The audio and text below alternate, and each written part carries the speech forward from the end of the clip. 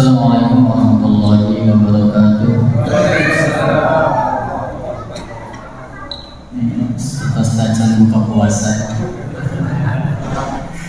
Assalamualaikum warahmatullahi wabarakatuh.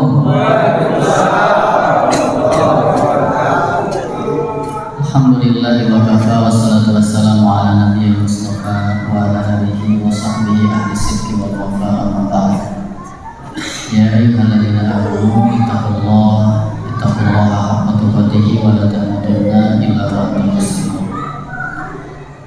Bapak Ibu hadirin rahimakumullah, semoga Allah Subhanahu wa taala menerima seluruh rangkaian amal saleh kita selama Ramadan yang sudah kita lalui, dan semoga Allah terus membimbing menolong kita agar bisa menyempurnakan ibadah Ramadan ini sampai 1 bulan, dan tentu dengan harapan semoga menjadi amal yang diterima Allah Subhanahu wa taala. Baik Bapak Ibu datang sadayana. Alhamdulillah. Bias daya masa khutbah Jumat ya. Bapak Ibu hadirin rahimakumullah, banyak kebaikan yang Allah berikan kepada kita pada bulan Ramadan. Di antaranya Ramadan ini bulan doa dan bulan dikabulkannya doa. Al-Baqarah ayat 186, wa idza sa'alaka 'ibadi anni fa inni qarib. Jika hamba-hambaku bertanya kepadamu tentang aku, maka Allah menyuruh Rasulullah, fa inni qarib, sampaikan bahwa aku ini dekat. Ujibu da'watad da'i, aku mengabulkan doa orang-orang yang berdoa kepadaku. Ayat ini diantara ayat-ayat saum Ramadan. Ayat yang 183 berkenaan dengan kewajiban saum, lalu dilanjutkan 184, 185 berkenaan diturunkannya Al-Quran, dan 186 berkenaan dengan doa. Bapak Ibu hadirin rahimakumullah, mari kita memahami doa itu bukan sebatas memohon, bukan sebatas meminta, bukan sebatas keinginan kita sampaikan kepada Allah lalu Allah memberi kepada kita. Doa itu bukan sebatas kita menyampaikan keinginan kita, baik ingin dikabulkan, buruk ingin diselamatkan, bukan itu. Tidak semata itu. Tapi ada yang lebih dari itu, yakni kita memahami doa itu ibadah. Kalau yang pertama ini khawatir, kecewa kita, sudah berdoa tidak dikasih. Pernah tidak Pak? Berdoa tapi tidak digarewae. Sekian lama berdoa merasa tidak dikabulkan. Ada yang lebih hebat, ketika mukmin memahami doa itu ibadah. Kenapa kita katakan doa itu ibadah? Surah Ghafir ayat 60, ud'uni astajib lakum. Berdoalah kalian kepadaku, astajib. Nah, ini kayaknya terlalu keras ya suara saya. Halo, ada sabotase.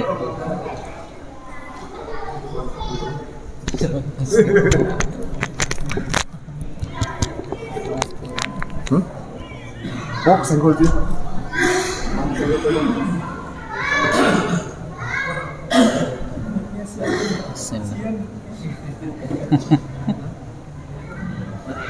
Bismillah. Baik, kita lanjutkan nih. Ini hanya terlalu keras ya. Sian. Kembali Bapak Ibu. Jadi ada sesuatu yang lebih dari itu. Ketika doa difahami sebagai ibadah. Ghafir ayat 60 itu dalam bentuk amar, ud'u, berdoalah kalian. Astajib, aku akan mengabulkan. Dan Bapak Ibu, keyakinan mukmin dengan Allah itu tidak ada ingkar dengan janjinya, la yukhliful mi'ad. Maka setiap firman Allah ini pasti benar. Perintah lalu dilanjutkan, innalladzina yastakbiruna an ibadati, orang-orang yang istikbar, takabur, enggan an ibadati, dari ibadah kepadaku, sayadkhuluna jahannama dakhirin, mereka akan masuk ke dalam neraka dalam keadaan hina. Ada perintah lalu dilanjutkan dengan ancaman ketika kita tidak melakukan. Bahkan di hadis Rasulullah, man lam yas'alillah yaghdab alaih, orang yang tidak minta kepada Allah, Allah murka kepada orang tersebut. Maka saya ingin mengingatkan diri saya, Bapak Ibu, doa itu ketaatan karena Allah yang memerintah. Doa itu ketundukan. Bahkan Imam At-Tirmidzi meriwayatkan dan beliau mengomentari hadis ini sahih, ad-du'a ibadatun, doa itu ibadah. Kalau dibuka dalam kitab Bulughul Maram, lalu dalam riwayat dari Anas bin Malik itu ada bahasa ad-du'a mukhul ibadah, doa itu inti ibadah. Bahkan dilanjutkan dengan hadis, laisa syai'un akramu 'ala Allah minad du'a, tidak ada sesuatu yang lebih mulia di sisi Allah dibandingkan dengan doa. Kenapa doa ini jadi mukhul ibadah, Bapak Ibu? Pertama, sekali lagi, doa itu ketaatan karena ada perintah.